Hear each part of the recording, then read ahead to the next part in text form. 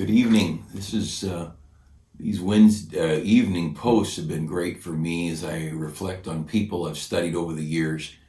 And I'm so grateful that God has allowed me to be under the influence of people that just have an absolute sold out whatever God wants spirit.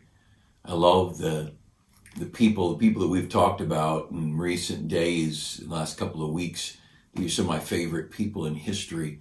I love there's historical figures, political, military figures I admire and respect, but the people who sold out everything for God, those people who said, I present my body a living sacrifice, as Romans 12 says, and who said, I have one desire, and that is to fulfill the will of God. And then to see God uniquely using people. Understand, most of the people that you read about, even in the scriptures, but also in the Christian history, people that God used are, God did it.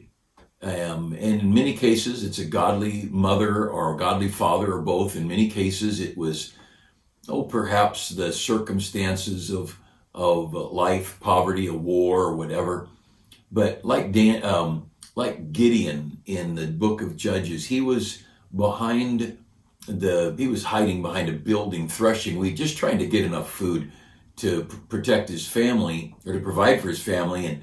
And God came to him. And one of the things I keep looking at when I see these stories and read about them is how we need to pray that God would move on hearts. It was God that took a young Charles Spurgeon and turned him around to a passionate lover of the Bible and soul winning and church building. And by the time he was 19 and 20 years old, he was the most famous preacher in England and largest church in London, maybe in all of England. And John Hyde, the death of a brother that moved John to Bible college and then to India, and then something in his heart that he would not give up. How many missionaries spend 3, 4, 5 years without a convert and they just go home and done? John Hyde went to God in fasting and prayer for 30 days, and he prayed and prayed and he fasted often. He just the desire of a heart is something God does. It's God that gives us and provides. So I want us praying for our country. I want us praying that God would stir the hearts of leaders to turn our country to right. But what he does with our country is not limiting what God does with our churches.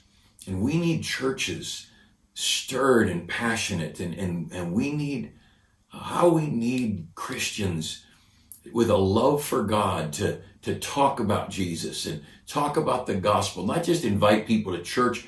There's Muslim churches, there's all kinds of churches in the world, Buddhist and Hindu temples and Jehovah Witness and Mormons and Catholics, and there's all kinds of churches. We want people to trust Christ and be born again and to fall in love with their Bible and then to take the Bible and learn it and teach it to others.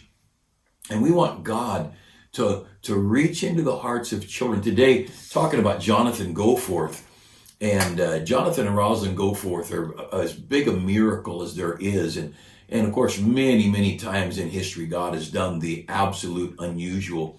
But you'll see in the Goforth's testimony how God stepped in and did the miraculous. And we ought to pray that God would use Sunday school and that God would use missionary letters and missionary stories. When the Wednesday night, maybe a video or a missionary video being shown or a missionary letter being read, right then you ought to pray, God, use this to draw young men and young ladies to Christ.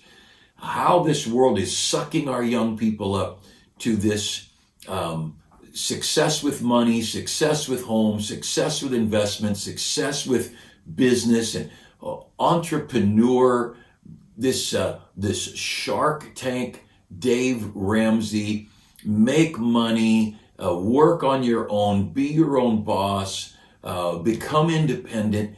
you know what? That will all burn at the judgment seat of Christ. Seeing then that all these things shall be done away with, Peter says, what manner of persons ought we to be? And I hope people make some money with their businesses, but life's not about money and life's not about business. And if I could send out from our church people to serve God around the world, or have our people in our church become wealthy and famous, I'd take the servants of God any day over the wealth of the world. That'll all burn. And it's so very important. When the story Jesus told of the rich man who said, I've got so much, I need to build bigger barns. And it's one of the few times Jesus called anybody a fool.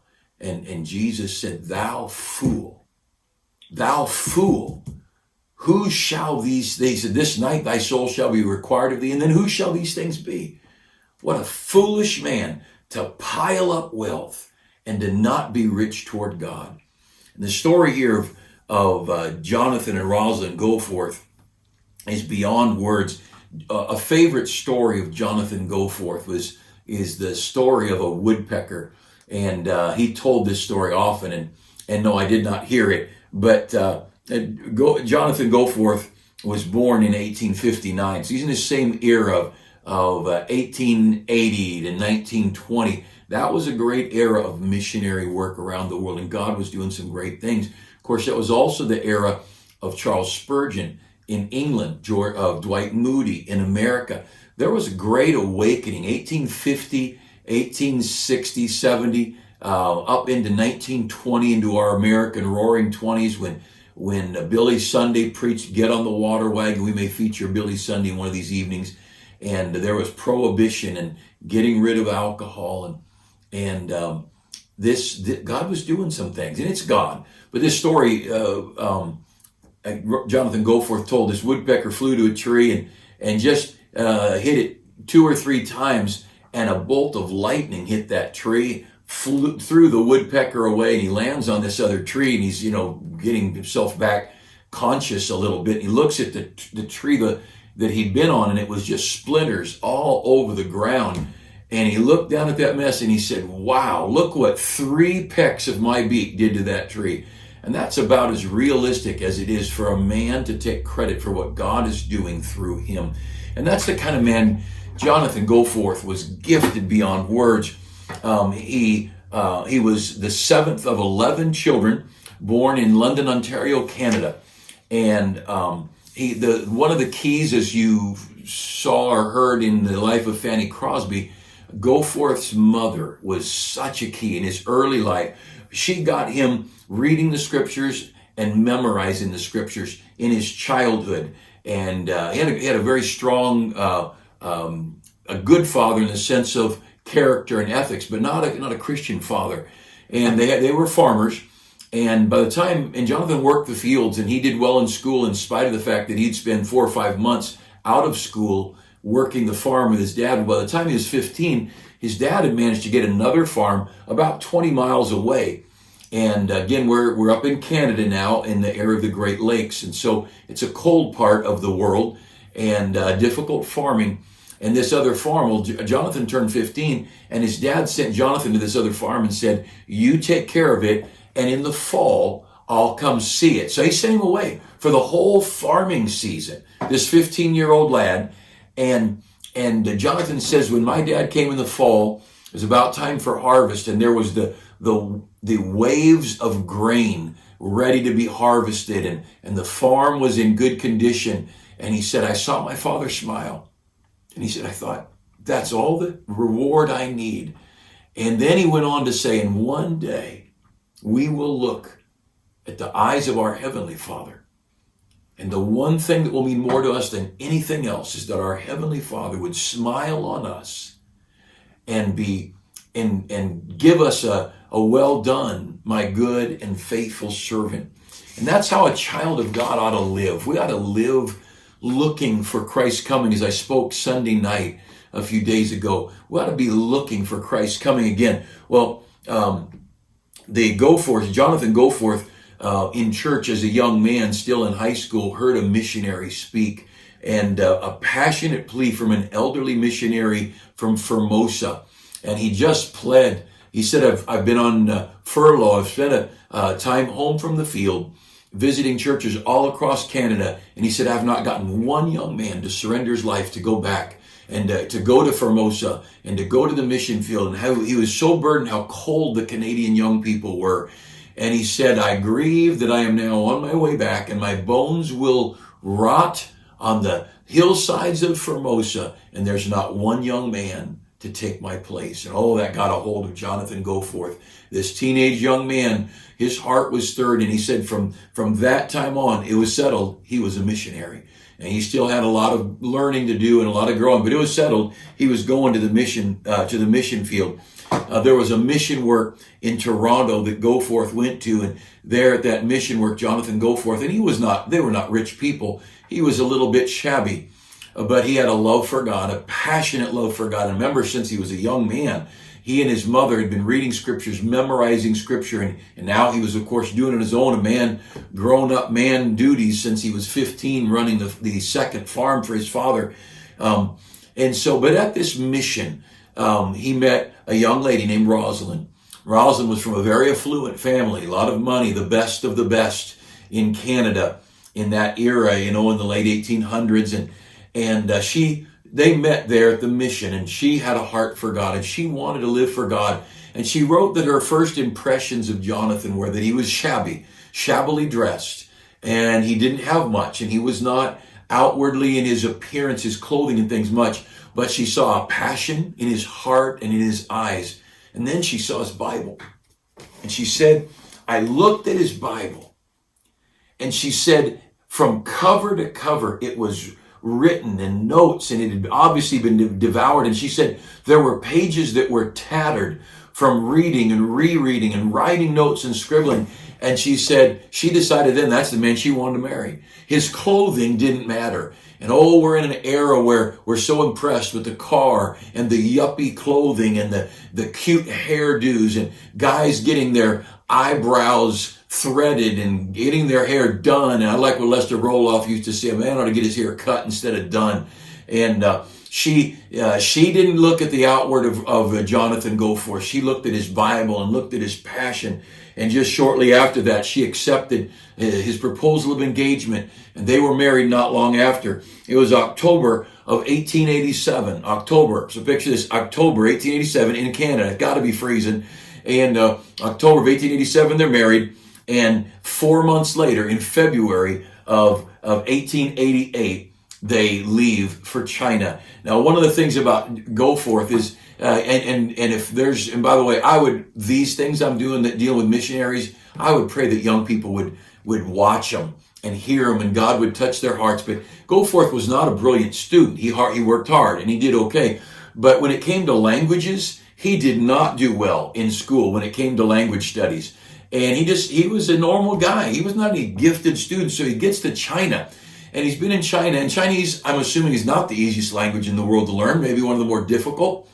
And so he gets to China, and he spends a full year studying and studying and studying. He's trying to witness and he's trying to communicate even with Chinese Christians. And the Chinese people said to him, when you speak Chinese, we don't know what you're saying. And it broke his heart. He said, how can I reach these people with the gospel if I can't talk to them? And he took his Bible, and see, you'll find the people of God that have a personal relationship with this book, those people seem to be the ones that God does miracles in their life. This is a miracle book. And over as I read biographies, I see the people who are intimate with their Bible, people who meditate on it, people who seek after it.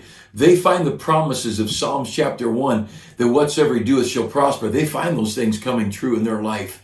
And how God began to work. And Jonathan Goforth, he was just mortified that after a full year of study, people couldn't grasp it. And one of our missionaries in our church, he spent his full first term, 4 years on the mission field. He was in Japan. Some of you know the McMahons. And Carl McMahon said he spent his first 4 years studying Japanese, and he would pass out tracts and he'd do what he could. But he said it took him 4 years to learn to really communicate and to be able to preach the gospel. Well, Jonathan Goforth, he went to God, and he went to God praying and begging God and begging God. And he took days of prayer and seeking after God. And then he took his Chinese Bible and he went to the pulpit and preached. And the Chinese people said he preached with a fluency that few foreigners had ever had. It was a miracle. It was a miracle that God did for a man whose heart broke. He didn't pray for a lottery ticket. He didn't pray for a fancy new car. He said, God, I've got to learn if I'm going to help these people. And he was just so burdened for the Chinese people. Well, he and his wife, Rosalind, and by the way, I don't have this written in my notes, but she wrote a book called How I Know God Hears and Answers Prayer. It's available as a physical book, but it's a free ebook if you look around online under ebooks and a Kindle book, I believe. You might have to look a little because everybody's wanting to charge you for things, but I know it's available for free, and you can probably get it for $1 or $2 as well. But How I Know God Hears and Answers Prayer, Rosalind Goforth. Every young girl needs to read. Young teenage, college age young lady ought to read this book. And she tells some of the stories that I'll mention here. But her heart was a heart of gold. This godly lady who left an affluent family to follow this passionate young man to China. And it's interesting. In fact, I wrote a quote down here. She said, I've got a quote here. Let's see if I can find his, somewhere I've got his story of his wife and him. And I don't know where it is in my notes. Maybe I'll come across it. But when he asked her to marry him, she said, I'll marry you under one condition.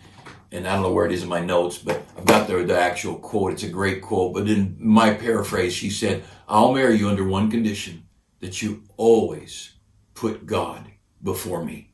Now, what a lady. What an amazing lady. And you read her book, How I Know God Hears and Answers Prayers, and I guarantee if you have a heart at all, you'll cry. There's no way you can read that book without weeping, seeing what this lady went through and how she was so thoroughly convinced that God was in her life and doing great things. Rosalind and Jonathan Goforth, they got established in a little village, and they had support from America, and China was very poor at this time, and it was open to the gospel. Many Chinese people willing to get saved. And they built a home, fashionable home for late 1800s. They had wood floors. They put a well in, a hand pump well. A lot of people had wells, but you had a rope and a crank and you pulled the bucket. Well, they got a pump. And people, when their house got finished, the house was one of the great tools of meeting the Chinese people. They said there were times they had as many as 1,000 to 1,500 people a day. One day up to they had over 2,300 visitors in one day just coming by their house to look in the windows.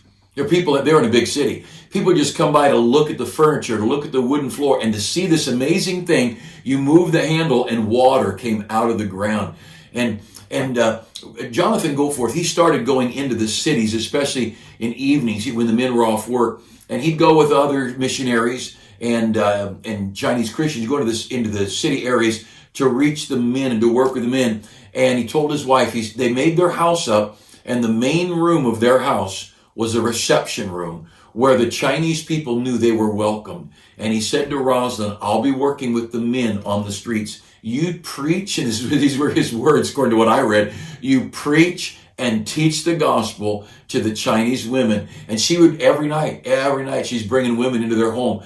And hundreds and thousands of people came to the home to hear Rosalind share the gospel. And of course, a lot of it was the uniqueness of the house. They wanted to see the house. They wanted to see these white people. And these are great Canadians and great Canadian Christians. And Jonathan and others are in the city, work with the people and going back and forth. Well, the Boxer Rebellion, and that's a part of history you can read about, but it was a very tragic time in northern part of China. And that's an area where they were, and a lot of violence and a lot of hurt. And at one point they were told, you need to flee. They're going to kill all foreigners.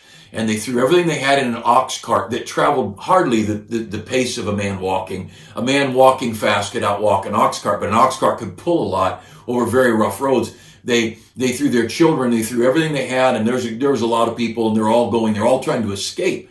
And Jonathan Goforth was in the back of one of those carts with his wife, and the rebellion going on, and anarchy and violence, and people were coming to attack the carts, throwing rocks and attacking people. Jonathan ended up off the cart, and his wife tells the story, watching her husband just beaten and into a bloody pulp in the street, or in an old dirt, ragged, rutted road, and they drug him back onto the cart and went on their way. And the people, the other missionaries, Mrs. Goforth, they'd been hit by rocks. They were all wounded, and they went on their way. Well, a furlough time came, and that's when a missionary will go home for a few months, or maybe sometimes even a year.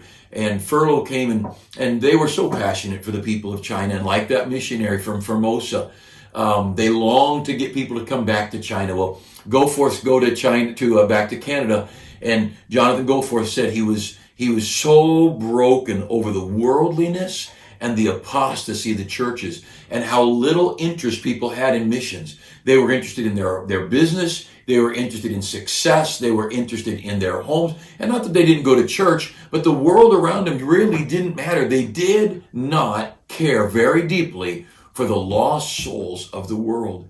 They weren't praying for missionaries. They weren't praying for young people to get called to the mission field. They were burdened. Just a couple of quick things in the story. Jonathan Goforth is one of the most miraculous men. Like him learning to speak Chinese. Story after story. They come back, and they end up he was always pushing for other places to preach. And they spent some time down in Korea, 8 years, working with Koreans, had thousands of people saved, great revivals and churches established, working with soldiers. He had in 1 year over 4,000 soldiers saved and baptized. From his ministry there in China, he sent out 50 evangelists. That's where these 4,000 soldiers saved and baptized were. He personally trained and sent out 50 full-time evangelists, and they were just going, preaching the gospel, soul winning, baptizing converts. His work is, you just read it and you think, how could this possibly happen? One quick story. He was burdened about the interior of China, much like Hudson Taylor some years earlier. If you read about Hudson Taylor's story, the typical influence of the Christian world was on the shore, where you could get supplies from your home country, and wasn't as dangerous in the port cities and villages. And there was some civilization along the shore of China, but the inland was so primitive, and the inland was so forgotten. That's why Hudson Taylor started the China Inland Mission. It was that missionary work to the inside. Well, Goforth had moved, and on several occasions, reaching more and more people. His children were junior age. He had several children there, and he told his wife, we need to go into the interior. And she said, Jonathan, you go. You go in. I'll stay here. We've got a home. We've got safety. And you go in for a few weeks at a time, come back, and you can go back and forth extending the ministry. But let me stay here with the children. And he didn't argue. I love how he treated her. He wasn't going to make his wife do anything. He said, you do what you think you need to do. He said, and this is in Rosalind's story, how I know God hears and answers prayer. He said, I fear for our children. She wanted to stay there for the safety of her kids. And she said, I just don't want to keep moving the kids into dangerous areas. And we could keep our children here. And he told her, he said, I fear for your children. And he began to walk away. And as he left, those were his words, I fear for our children. Well, surely, as he went, before he was even gone out of town, one of the children had a fever. And another day passed, and another day passed. And she's realizing this child is deathly ill. She sends word for her husband. Husband comes back, and of course, several days journey there and days back. And she said, as my husband and I knelt beside the bed of our dying child, I told God, I will go anywhere you want me to go. I'll do anything you want me to do. And she said, we buried that child. And from that day on, she said, when I surrendered to God, she said, the testimony of our ministry, never again did one of my children get sick. Now, you can't say that's God's plan for every family, but they buried a child. But in that, as she buried her child, She buried her own will and said, "Thy will be done." She said, "Never again was one of my children sick." They went on in great, great ministry, unbelievable things. The heart of God is the souls of men. The heart of God is not prosperity. And God gives us, and look, I'm sitting here in a beautiful office in a beautiful country, and we are so prosperous. But oh, that our hearts might be stirred for the lost 7 billion people, that we might care for them. I hope you'll get a couple of these books. A lot of books written by Jonathan Goforth and about the Goforth. One good book, Chinese Diamonds for the King. There's several books, and you could find a lot of stuff. But oh, it would touch our children's hearts, our grandchildren's hearts. Let's get things that will stir our people's soul for eternity. God bless you. Friday night, tomorrow night, and we'll have another biography. I've got some other missionaries. I think we might talk about Hudson Taylor tomorrow. We'll see. But have a good night, a good day tomorrow. God bless you.